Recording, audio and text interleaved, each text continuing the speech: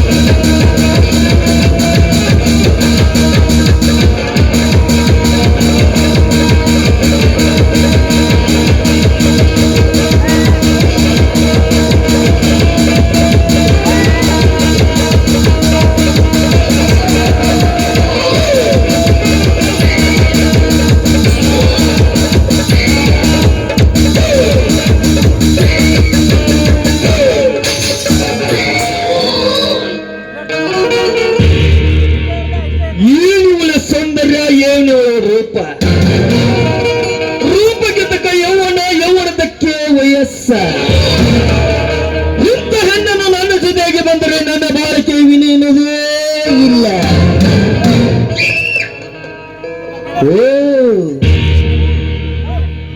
ಇದು ನಾನು ಬಯಸಿದ ಬಸವರಾಜನ ತಂಗಿ ಸೇರುತ್ತಲ. ರಾಜ ಬಯಸಿದ ಹಾಲಣ್ಣ ಹಾಲಣ್ಣ. ಇಂಥ ಹೆಣ್ಣನ್ನು ನನ್ನ ಜೊತೆಗೆ ಬಂದರೆ ನನ್ನ ಬಾಳಿಕೆ ಹೆಣ್ಣಿನ ಬಗ್ಗೆ ಬರೋದಲ್ಲೇ ಇಲ್ಲ. ಹಾಲು ತಮ್ಮ ಹೆಸರು ಏನಂತ?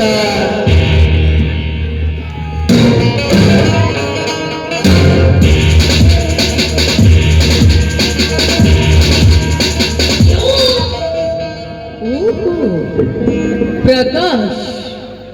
ಪ್ರಕಾಶ್, ಪರರ ಹೆಣ್ಣು ಮಕ್ಕಳಿಗೆ ಮಾತನಾಡಲು ತಮಗೆ ಭಯ ಅನ್ನೋದೇ ಇಲ್ವಾ?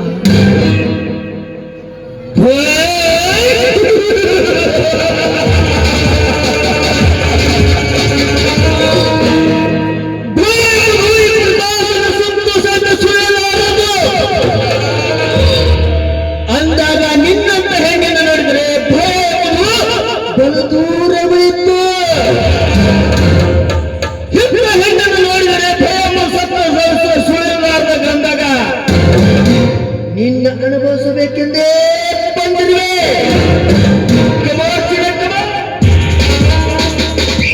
ಪ್ರಕಾಶ್, ಮಾತನಾಡದಿರು ಆದ್ರೆ ಪರಸ್ತ್ರೀ ಹೆಣ್ಣು ಮಕ್ಕಳನ್ನು ನೋಡಿ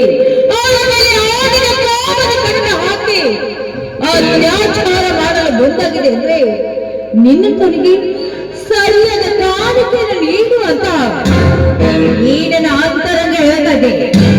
ಅದೇ ಆ ನೀರಿನಿಗೆ ಸರಿಯಾದ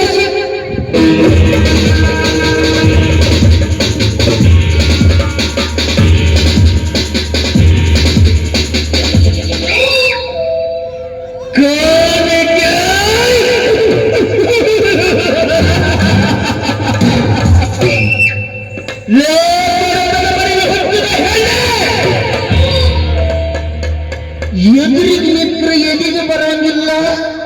ನನ್ನ ಕೆನ್ನೆ ಮುಟ್ಟು ಮಾತಾಡಿಸ ಸೊಕ್ಕ. ನಿನ್ನ ಅಣ್ಣನ ನೌಕರಿಗೆ 1 ಲಕ್ಷ ರೂಪಾಯಿ ಸಾಲ ಕೊಟ್ಟಿದೆ. ಇದು ಅಲ್ಲದೆ ಬಡ್ಡಿ ಸಮೇತ ಸೇರಿಸಿ 1,50,000 ಆಗಿದೆ. ಅದಕ್ಕಾದ್ರೂ ನೀನು ನನ್ನವಳಾಗಲೇಬೇಕಲ್ಲ. ಪ್ರಕಾಶ್, ಸಾಕು ನಿಲ್ಲಿಸು ನಿನ್ನ ಸಾಲ ಕಟ್ಟಿದ್ದೀನಿ ಅಂತ ಬಡವರ ಹೆಣ್ಣು ಮಕ್ಕಳ ಮೇಲೆ ನಿನ್ನ ಪಾಪದ ಕಣ್ಣು ಹಾಕೋದು ಯಾವತ್ತೂ ಒಳ್ಳೆದು ನೋಡಿ. ಇಂದರ ನಾಳೆ ಆದ್ರೂ ಆ ನಿನ್ನ ಸಾಲವನ್ನು ನಾವು ತೀರಿಸುತ್ತೇವೆ. ಅದನ್ನು ಬಿಟ್ಟು ಸಾಲ ಕಟ್ಟಿದ್ರಿ ಅಂತ ತಿಳಿದು ಅಹಂಕಾರ ಆ ನಿನ್ನ ಶ್ರೀಮಂತಿಗೆ ಸೊಕ್ಕಿನ ಅಹಂಕಾರದಲ್ಲಿ ಈ ಬಡವರ ಹೆಣ್ಣು ಮಕ್ಕಳ ಮೇಲೆ ಅತ್ಯಾಚಾರ ಮಾಡಲು ಮುಂದಾದ್ರೆ ಆ ನಿನ್ನ ಶ್ರೀಮಂತಿಗೆ ಬೆಂಕಿ ಹಚ್ಚಬೇಕಾಗುತ್ತೆ. ನಾ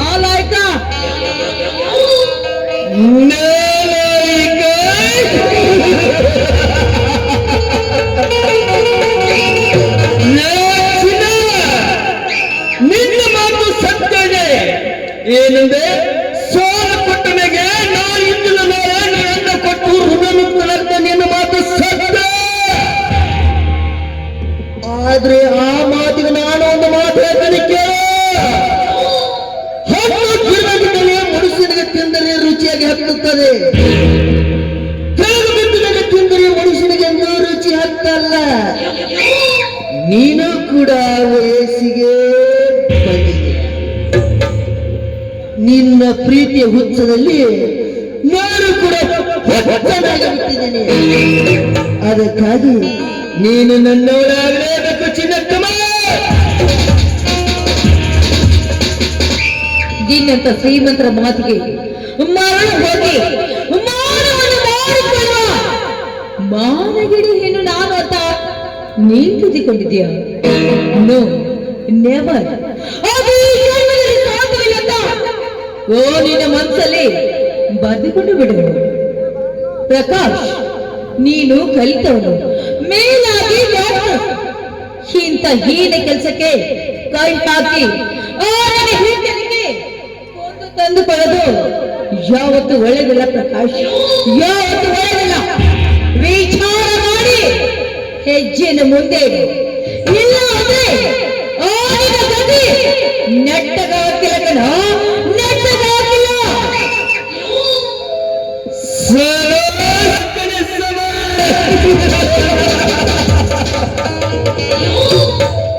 ನಾನವಂತರ ಮನೆತನದಲ್ಲಿ ಹುಟ್ಟಿದ ಹೆಣ್ಣೆ. ನಿನಗೊಂದು ಸಣ್ಣದಲ್ಲಿ ಒಂದು ಕಥೆ ಹೇಳ್ತಾನೆ ಕೇಳು. ಬಡತನ ಮನೆಯಲ್ಲಿ ಹುಟ್ಟಿದ ಹೆಣ್ಣುಗಳು ತಲೆ ತುಂಬ ಸೊರಗು ಹೊತ್ತುಕೊಂಡು ಹಣ ತುಂಬ ಈ ಮನೆ ಹಚ್ಚಿಕೊಂಡು ಸಾಕ್ಷಿ ಸುರಮನೆಯಂತೆ ಹಾದಿನ ಹೊಂಟ್ರೆ ಬಾಯಲ್ಲಿ ಹಲ್ಲಿರುವ ಮುದುಕನಿಗೆ ಸಹಿತ ಆಸೆ ಹುಟ್ಟುತ್ತದೆ ನಿನ್ನಂತ ಹೆಣ್ಣು ಮುಟ್ಟಬೇಕಂತ. ಹೀಗೆ ಪಟ್ಟ ಹಾಕಿಕೊಂಡು ಹಾದಿಟ್ಟ ಹೊರಟರೆ ಮುದುಕರಿಗೆ ಅಷ್ಟೇ ಅಲ್ಲ, ನನ್ನ ಕಾಮುಕರಿಗೆ ಸಹಿತ ನಿನ್ನನ್ನು ಅನುಭವಿಸಬೇಕಂತ ನನ್ನಲ್ಲಿ ಆಸೆ. ಅದಕ್ಕಾಗಿ ಒಂದೇ ಒಂದು ಸಲ ಕುಮಾರ್ಚನೆ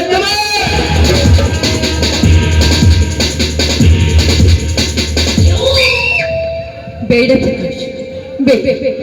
ನಾನು ಹೇಳುವುದು ಸ್ವಲ್ಪ ಅರ್ಥ ಮಾಡಿಕೊಳ್ಳಿ. ಏನು ನಮ್ಮ ಮನೆ ಪರಿಸ್ಥಿತಿ ಒತ್ತಡಕ್ಕೆ ಸಿಲುಕಿ ಆ ನನ್ನ ತಮ್ಮವರು ನಿಮ್ಮ ಹತ್ತಿರ ಸಾಲ ಮಾಡಿರುವುದು ನಿಜವಾಗಿದೆ. ಆದ್ರೆ ಇಂದೆಲ್ಲ ನಾಳಾದ ಆ ಸಾಲವನ್ನು ಕೊಟ್ಟು ನನ್ನ ತಂದೆ ಹಾಗೂ ನನ್ನ ಅಣ್ಣ ಋಣಮುಕ್ತರಾಗುತ್ತಾರೆ. ದಯವಿಟ್ಟು ಬಡವರಾದ ನಮ್ಮ ಮೇಲೆ ನಿಮ್ಮ ಅತ್ಯಾಚಾರ ಅಹಂಕಾರ ಯಾವತ್ತೂ ಒಳ್ಳೆಯದಲ್ಲ. ನೋಡಿ, ಹೆಣ್ಣು ಯಾವಾಗಲೂ ಒಬ್ಬರಿಗೆ ಮನಸ್ಸು ಕೊಡಲು ಮಾತ್ರ ಸಾಧ್ಯವಾಗಿದೆ. ಒಬ್ಬರಿಗೆ ಮನಸ್ಸು ಕೊಟ್ಟು ಇನ್ನೊಬ್ಬರಿಗೆ ನೀರನ್ನು ಅರ್ಪಿಸಲು ಹೆಣ್ಣು ಯಾವತ್ತೂ ಇಷ್ಟಪಡೋದಿಲ್ಲ ಪ್ರಕಾಶ್, ಯಾವತ್ತೂ ಇಷ್ಟಪಡೋದಿಲ್ಲ. ವಿಚಾರ ಮಾಡಿ ನೀವು ಒಂದು ನಿರ್ಧಾರ ತೆಗೆದುಕೊಳ್ಳಿ.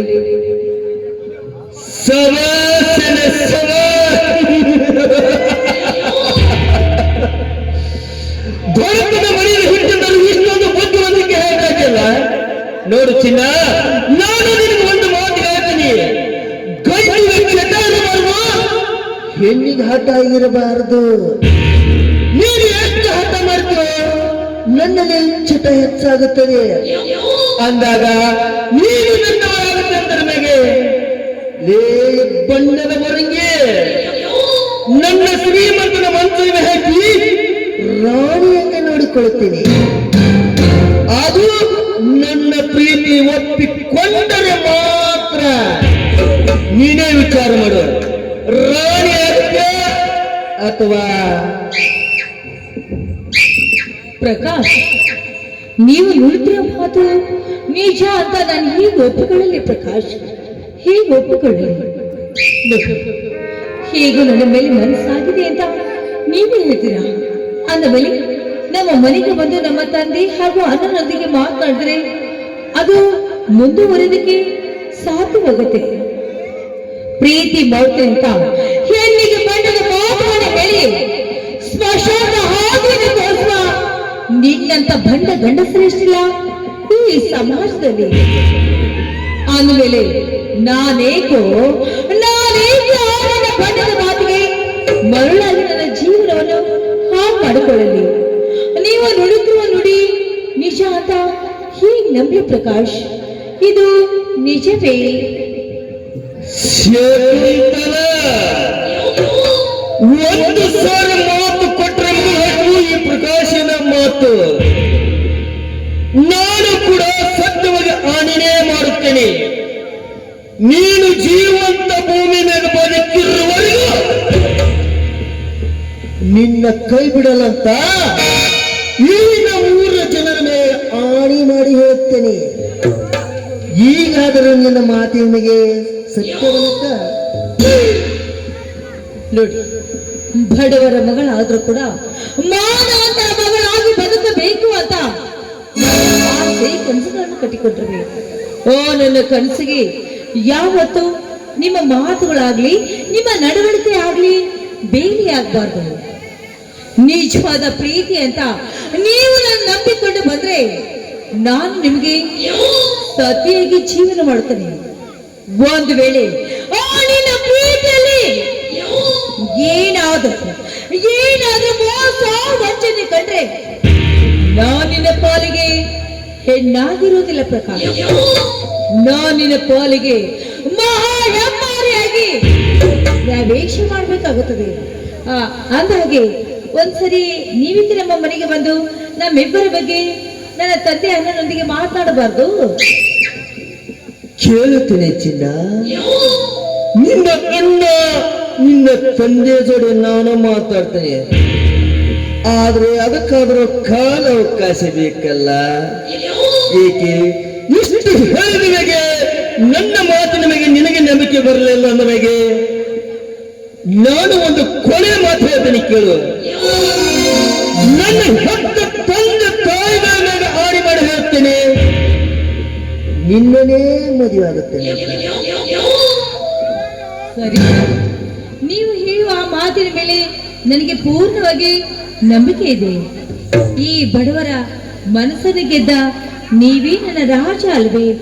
I love you.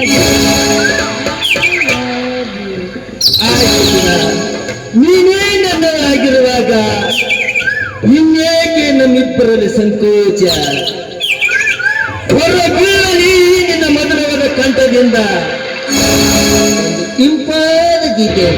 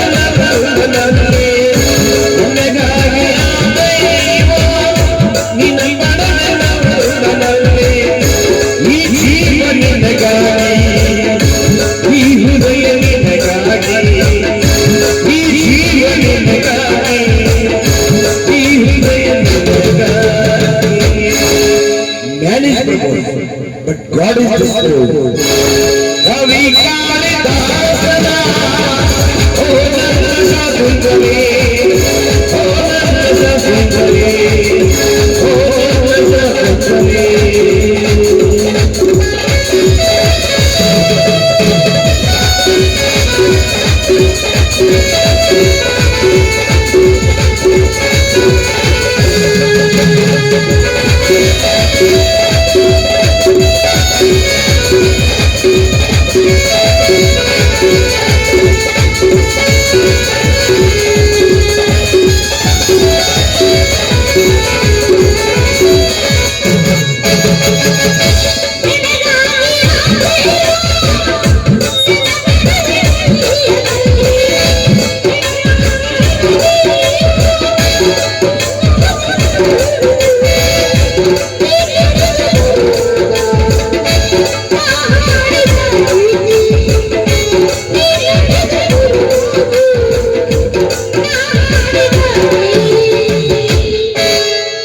ಕವಿ ಕಾಳಿದಾಸನ ಓ ನನ್ನ ಶಾಕುಂತಲೆ, ಓ ನನ್ನ ಶಾಕುಂತಲೆ, ಓ ನನ್ನ ಶಾಕುಂತಲೆ. ಲಾ ಲಾ ಲಾ ಲಾ ಲಾ ಲಾ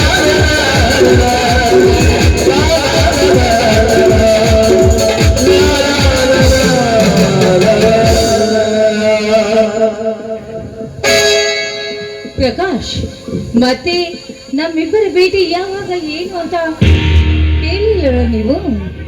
ಚಿನ್ನ, ಇನ್ನು ನನ್ನ ನಿನ್ನ ಭೇಟಿ ನಾಳೆ ಬೆಳಗ್ಗೆ ಅಲ್ಲಿ ನಮ್ಮ ದವಾಖಾನೆಯಲ್ಲೇ ಆಗಲಿ.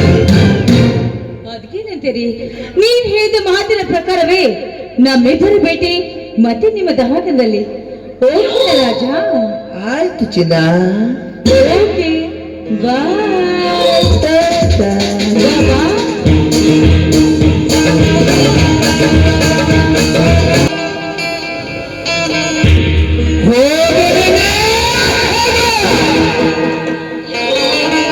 ನಿನಗೇನು ಗೊತ್ತು ಈ ಪ್ರಕಾಶನ ಮೋಸದ ಬಳಿ ಹೆಣ್ಣದು ಅಂತ?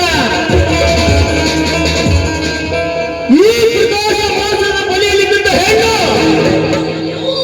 ಪ್ರಪಂಚದ ಜೀವನವಾಗಿ ಬದುಕಿಲ್ಲ, ಬದುಕವಾಗಿ ನಾನು ಬಿಟ್ಟೂ ಇಲ್ಲ.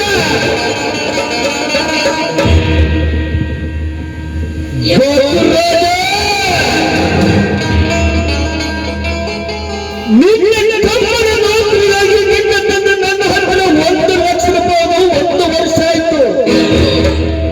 ಆದ್ರೆ ಅಸಲೇನಿಲ್ಲ, ಬಡ್ಡಿನೂ ನನ್ನ ಕೈಸ ಮೈಷ ಅವರ ಮನೆಯಲ್ಲಿ ಗೊತ್ತಾದ್ರೆ ನಾನು ಕೊಟ್ಟ ದುಡ್ಡು ಮರಳಿ ನನ್ನ ಮನೆಗೆ ಬರುವುದಿಲ್ಲ.